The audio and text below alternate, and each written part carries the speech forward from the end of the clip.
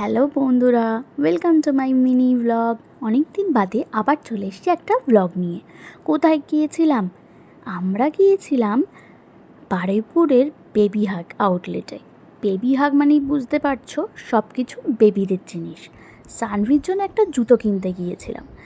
তো জুতোটা কিনেই সানভি ওখানে পরেই হাঁটাহাঁটি শুরু করে দিয়েছিল। জুতোটা খুব পছন্দ হয়েছে এবং ওখানে প্রত্যেকটা জিনিস সানভির ভীষণ পছন্দ হয়েছে, তাই জন্যে তো সব কিছুই নিয়ে চলে আসছিল।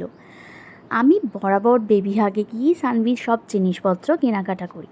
আমার খুব ভালো লাগে ওদের কোয়ালিটি, ওদের জামা কাপড়ের ফিটিংস, এবং বিশেষ করে সানভির পায়ের সাইজের জুতো আমি কোথাও পাই না বেবি হাগ ছাড়া।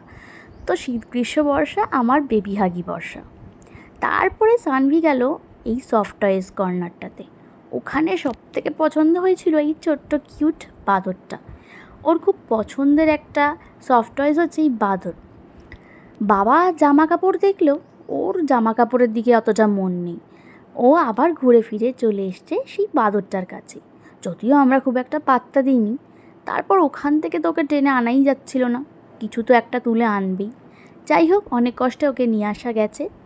তো তোমরা যারা এখনও জানো না বারুইপুরে বেবি হাগ আছে, তোমরা তোমাদের বেবিদের জন্যে বারুইপুরে চলে আসতে পারো বেবি হাগে। আমার এই ব্লগটা ভালো লাগলে লাইক কমেন্ট শেয়ার করে দিও। Thank you.